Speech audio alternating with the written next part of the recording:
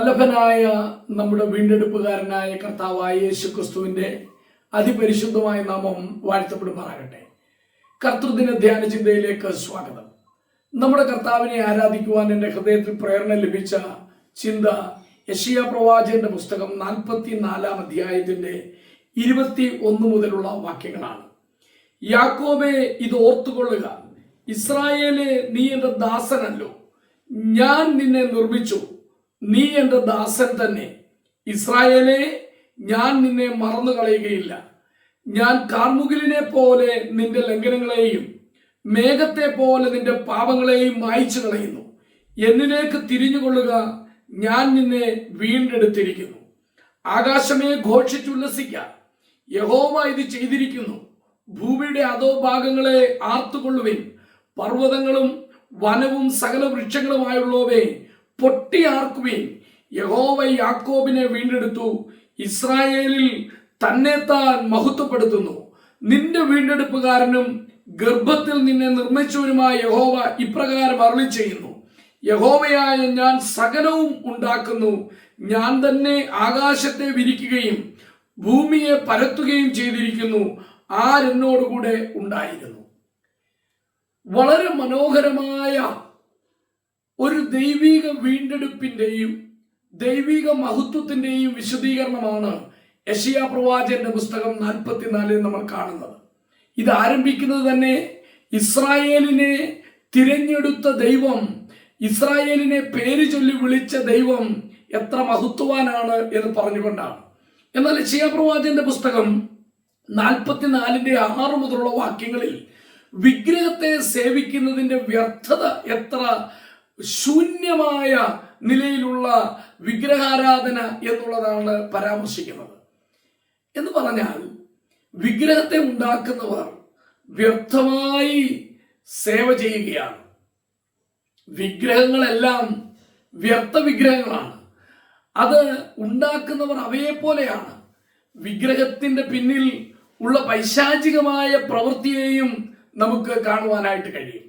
യെശയ്യാ പ്രവാചകന്റെ പുസ്തകം 44:6 മുതൽ ഉള്ള വേദഭാഗത്ത് നമ്മെ വീണ്ടെടുത്ത വിണ്മയനായ ദൈവത്തിന്റെ വിശുദ്ധിയും മഹത്വവും, അതുപോലെ നാം വിഗ്രഹാരാധനയിൽ നിന്ന് അകന്നു നിൽക്കണം, അതിന്റെ ശൂന്യതയും എന്താണെന്ന് കാണുകയാണ്.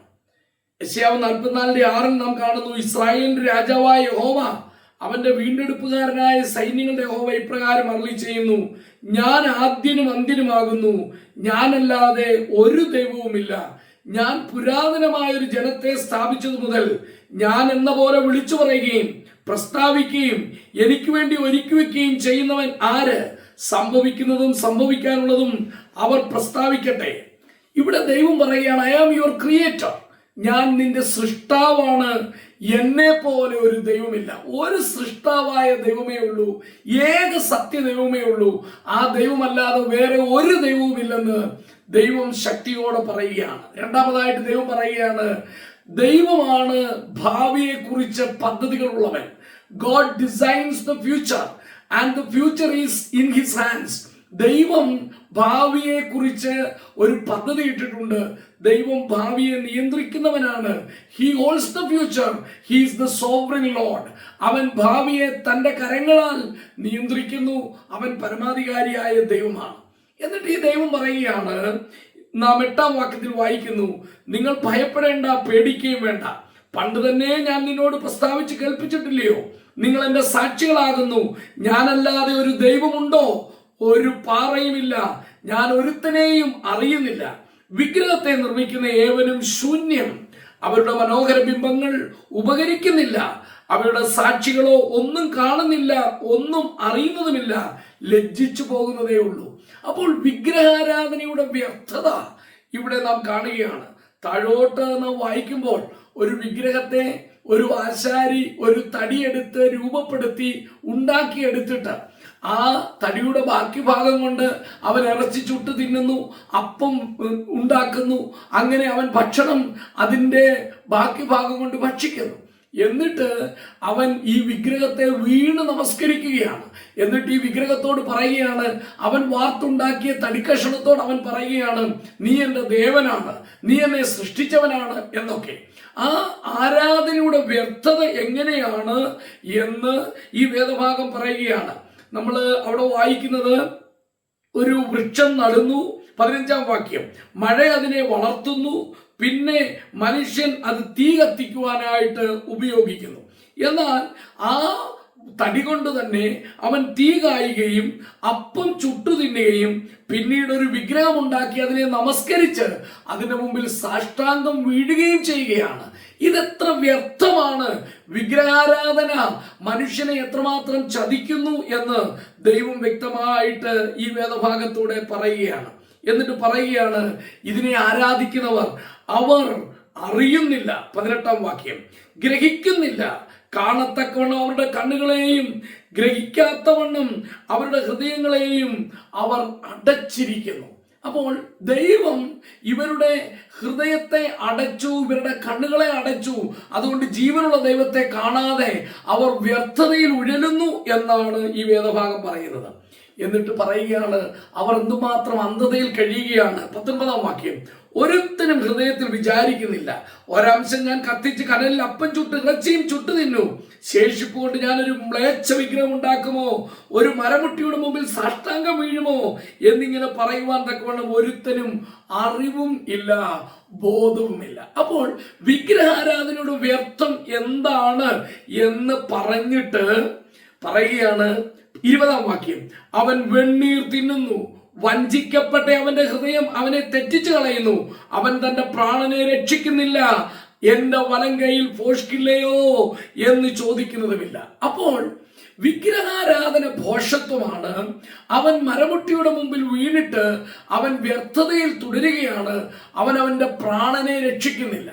എന്നാൽ വീണ്ടെടുപ്പുകാരനായ വിണ്മയനായ ദൈവം നമ്മളെ വീണ്ടെടുത്തു, നമ്മുടെ ആത്മാവിനെ രക്ഷിച്ചു. അതുകൊണ്ടാണ് നാം 3-ാം വാക്യത്തിൽ വായിക്കുന്നത്, ഈ ദൈവം നമ്മളെ രക്ഷിച്ചു, അവൻ തന്റെ ആത്മാവിനെ നമ്മുടെ മേൽ പകർന്നു, അവൻ തന്റെ അനുഗ്രഹത്തെ നമ്മുടെ മേൽ പകർന്നു. അപ്പോൾ വീണ്ടെടുപ്പുകാരനായ ദൈവം വിണ്മയനാണ്, ജീവനുള്ള സത്യദൈവമാണ്. ആ ദൈവം വീണ്ടെടുക്കുന്നവനാണ്, അവൻ തന്റെ ആത്മാവിനെ നമ്മുടെ ഉള്ളിലേക്ക് പകരുന്നവനാണ്, അവൻ നമ്മളെ അനുഗ്രഹിക്കുന്നവനാണ് എന്ന് നാം കാണുന്നു. ആ ദൈവത്തെ പോലെ വേറെ ഒരു ദൈവവുമില്ല, ഒരു സത്യദൈവമേ ഉള്ളൂ എന്നുള്ളത് നാം കണ്ടു. അതുകൊണ്ട് 21 മുതലുള്ള വാക്യത്തിൽ നാം കാണുകയാണ്, യഹോവ പറയുകയാണ്, നിന്നെ ഞാൻ നിർമ്മിച്ചു, നീ എൻ്റെ ദാസൻ, നിന്റെ പാപങ്ങളെ ഞാൻ മായ്ച്ചു കളഞ്ഞു, നിന്റെ ലംഘനത്തെ ഞാൻ മേഘം പോലെ മാറ്റി. എന്നിട്ട് പറയുകയാണ്, ഞാൻ നിന്നെ വീണ്ടെടുത്തു, നീ എങ്കിലേക്ക് തിരിഞ്ഞുകൊള്ളുക. അതെ, ദൈവത്താൽ വീണ്ടെടുക്കപ്പെട്ട ദൈവജനം വിഗ്രഹങ്ങളെ വിട്ട് ദൈവത്തിങ്കലേക്ക് തിരിയണം. കാരണം അവൻ തന്നെ തന്നെ മഹത്വപ്പെടുത്തുന്ന ദൈവമാണ്. ആ ദൈവം പറയുകയാണ് 24-ാം വാക്യം, ഞാൻ നിന്റെ വീണ്ടെടുപ്പുകാരനും ഗർഭത്തിൽ നിന്നെ നിർമ്മിച്ചവനുമായ യഹോവ, ഞാൻ ആകാശത്തെ വിരിച്ചു, ഭൂമിയെ പരത്തി. അപ്പോൾ ഈ ദൈവം, നിങ്ങളുടെയും എന്റെയും ദൈവം, ഹീസ് ദ ക്രിയേറ്റർ, അവൻ സൃഷ്ടാവാണ്. ഹീസ് അവർ റിഡീമർ, അവൻ നമ്മുടെ വീണ്ടെടുപ്പുകാരനാണ്. And he is the living God, അവൻ ജീവനുള്ള ദൈവമാണ്. He is the God who blesses us, നമ്മളെ അനുഗ്രഹിക്കുന്ന ദൈവമാണ്. He is the one who gives his spirit into our hearts, നമ്മുടെ ഹൃദയങ്ങളിലേക്ക് അവന്റെ ആത്മാവിനെ പകരുന്ന ദൈവമാണ്. പ്രിയ ദൈവജനമേ, ഇത് നാം ദൈവത്തെ ആരാധിക്കുമ്പോൾ, കർത്തൃമേശയോട് അടുത്തു വന്ന് ദൈവവുമായിട്ട് കൂട്ടായ്മ അനുഭവിക്കുമ്പോൾ മറ്റൊരു വേദഭാഗം കൂടെ വളരെ പ്രസക്തമായിട്ടുണ്ട്. 1 കൊരിന്ത്യർ 10-ാം അധ്യായം അതിന്റെ 14-ാം വാക്യത്തിൽ നാം ഇങ്ങനെ വായിക്കുന്നു, അതുകൊണ്ട് പ്രിയന്മാരെ വിഗ്രഹാരാധന വിട്ടോടുവിൻ. 15-ാം വാക്യം, നിങ്ങൾ വിവേകികൾ എന്ന് വെച്ച് ഞാൻ പറയുന്നത് വിവേചിക്കുവിൻ. 16-ാം വാക്യം, നാം അനുഗ്രഹിക്കുന്ന അനുഗ്രഹപാത്രം ക്രിസ്തുവിന്റെ രക്തത്തിന്റെ കൂട്ടായ്മയല്ലയോ, നാം നുറുക്കുന്ന അപ്പം ക്രിസ്തുവിന്റെ ശരീരത്തിന്റെ കൂട്ടായ്മയല്ലോ. അപ്പം ഒന്നാകൊണ്ട് പലരായ നാം ഒരു ശരീരമാകുന്നു, നാം എല്ലാവരും ആ ഒരേ അപ്പത്തിൻ അംശികൾ ആകുന്നുവല്ലോ. 1 കൊരിന്ത്യർ 10-ാം അധ്യായത്തിന്റെ 20-ാം വാക്യം, അല്ല, ജാതികൾ ബലി കഴിക്കുന്നത് ദൈവത്തിനല്ല, ഭൂതങ്ങൾക്ക് കഴിക്കുന്നു എന്നത്രേ. എന്നാൽ നിങ്ങൾ ഭൂതങ്ങളുടെ കൂട്ടാളികളാകുവാൻ എനിക്ക് മനസ്സില്ല. നിങ്ങൾ കർത്താവിന്റെ പാനപാത്രവും ഭൂതങ്ങളുടെ പാനപാത്രവും കുടിക്കുവാൻ പാടില്ല. നിങ്ങൾക്ക് കർത്താവിന്റെ മേശയിലും ഭൂതങ്ങളുടെ മേശയിലും അംശികളാകുവാൻ പാടില്ല. അല്ല, നാം കർത്താവിന് ക്രോധം ജനിപ്പിക്കുന്നു. പുതിയ നിയമ വിശ്വാസികളായ നമ്മളോട് വിഗ്രഹാരാധന വിട്ടോടുവീൻ, വിഗ്രഹാർപ്പിതം വിട്ടോടുവീൻ എന്ന് നമ്മളോട് പറയുമ്പോൾ ദൈവവചനം ഓർമ്മിപ്പിക്കുകയാണ്, നിങ്ങളും ഞാനും കർത്താവിന്റെ മേശയിലേക്ക് അടുത്തു വരുമ്പോൾ, കർത്താവുമായി കൂട്ടായ്മ അനുഭവിക്കുമ്പോൾ, ദൈവജനം തമ്മിൽ കൂട്ടായ്മ അനുഭവിക്കുമ്പോൾ, കർത്തൃമേശയിൽ നിന്ന് പങ്കെടുക്കുമ്പോൾ നമ്മൾ എത്ര വിശുദ്ധിയോടെ ജീവനുള്ള സത്യദൈവത്തെ ആരാധിക്കണം. അതെ, നാം മേശയിലേക്ക് അടുത്തു വരുമ്പോൾ നാം അനുഗ്രഹിക്കുന്ന അനുഗ്രഹപാത്രമാണ്. അത് നാം അനുഗ്രഹം പ്രാപിക്കുവാനായിട്ടല്ല, അനുഗ്രഹിക്കപ്പെട്ടവരായതുകൊണ്ട് അനുഗ്രഹീതനായ ജീവനുള്ള ദൈവത്തിന്റെ സന്നിധിയിൽ കൂട്ടായ്മ ആചരിക്കുകയാണ്. നാം ഈ ലോകത്തിൽ ഇടപഴകി, വിഗ്രഹങ്ങളുമായി ഇടപഴകി, ലോകത്തെ സ്നേഹിച്ച് ദൈവത്തിന് പകരം വേറെ ഒന്നെങ്കിലും ഒരു വിഗ്രഹമായി കരുതി അതിന്റെ പിന്നാലെ പോയാൽ ഈ കൂട്ടായ്മയിൽ നമുക്ക് അനുഗ്രഹമല്ല, ശാപം ഉണ്ടാകുവാനിടയായി തീരും. ശിക്ഷാവിധി തിന്നുകയും കുടിക്കുവാനിടയായി തീരും. ന്യായവിധിക്ക് പാത്രീഭൂതരായി തീരും. അതുകൊണ്ട് ഇന്ന് നമ്മുടെ ആരാധന എത്ര വിലയേറിയതാണ്. നാം വിഗ്രഹാരാധികളല്ല, പക്ഷേ ജീവനുള്ള ദൈവത്തെ ആരാധിക്കുവാൻ വരുന്നവർ, കർത്താവിന്റെ മേശയെങ്കിൽ നിന്ന് പങ്കുകൊള്ളുന്നവർ, നാം എത്ര വിശുദ്ധിയോടെ ജീവനുള്ള ദൈവത്തെ ആരാധിക്കുമ്പോൾ എത്ര ഭക്തിയോടെ നാം കർത്താവിനെ ആരാധിക്കണം എന്നുള്ളത് ദൈവത്തിന്റെ വചനം നമ്മളെ പഠിപ്പിക്കുന്നു. അതുകൊണ്ട് നമുക്ക് ജീവനും ഭക്തിയുമുള്ള ഒരാരാധന കഴിക്കാം. ദൈവം പ്രസാദിക്കുന്ന ഒരാരാധന കഴിക്കാം. വിഗ്രഹാർപ്പിതം ഏതുമില്ല.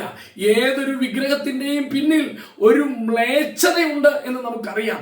ദൈവത്തിന്റെ വചനം പഠിപ്പിക്കുന്നു, there is a demon behind every idol.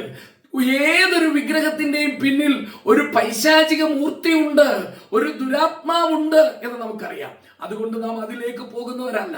പിന്നെയോ ജീവനുള്ള സത്യദൈവത്തെ, നമ്മുടെ സൃഷ്ടാവായ ദൈവത്തെ, നമ്മുടെ വീണ്ടെടുപ്പുകാരനായ ദൈവത്തെ, തന്റെ ആത്മാവിനെ നമ്മളിലേക്ക് പകർന്നിരിക്കുന്ന ദൈവത്തെ, നമുക്ക് കൂട്ടായ്മ അനുഭവിപ്പാൻ കഴിയുന്ന ദൈവത്തെ, ഭാവിയെ നിയന്ത്രിക്കുന്ന ദൈവത്തെ, താന് ഇനിയും സംഭവിപ്പാൻ പോകുന്നത് നമുക്ക് വെളിപ്പെടുത്തിയിരിക്കുന്ന സ്നേഹവാനായ ദൈവത്തെയാണ് നാം ആരാധിക്കുന്നത്. അങ്ങനെ ഈ ദൈവത്തെ ആരാധിക്കുവാൻ നമുക്ക് അവസരമുണ്ടായത് കാൽവറി ക്രൂശിൽ കർത്താവായ യേശു ക്രിസ്തു തന്റെ രക്തം ചിന്തി നമ്മളെ വീണ്ടെടുത്തത് കൊണ്ടാണ്. ആ ക്രിസ്തുവിന്റെ കാൽവറി ക്രൂശിലെ മരണവും അത് മുഖാന്തരം നമുക്കുണ്ടായ വീണ്ടെടുപ്പും ധ്യാനിച്ച് നമുക്ക് സർവ്വവല്ലഭനായ ദൈവത്തെ ആരാധിക്കാം. സകല സ്തുതിയും സ്തോത്രവും അർപ്പിക്കാം. ഒരു വാക്ക് സ്തോത്രം ചെയ്യാം. പരിശുദ്ധനായ പരമോന്നതനായ ദൈവമേ, സർവശക്തനായ ഞങ്ങളുടെ സ്വർഗസ്ഥ പിതാവേ, അങ്ങ് ജീവനുള്ള ദൈവമാകയാൽ സ്തോത്രം.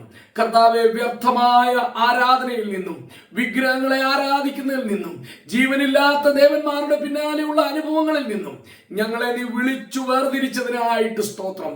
യേശു ക്രിസ്തുവിന്റെ രക്തത്താൽ ഞങ്ങളെ വീണ്ടെടുത്ത് മക്കളും അവകാശികളുമാക്കി തീർത്തതിനായിട്ട് സ്തോത്രം.